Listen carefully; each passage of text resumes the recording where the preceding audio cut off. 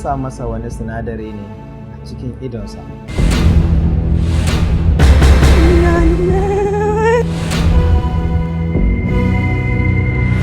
Ban taɓa kallon mutum mai baƙin ciki irin wannan ba.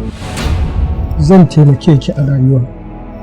Za ki je da ke za a gabatar da wannan musabaƙa.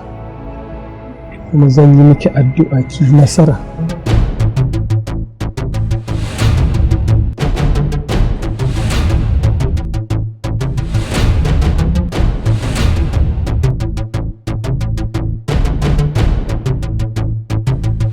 Daga Allah ne, daga Allah ne.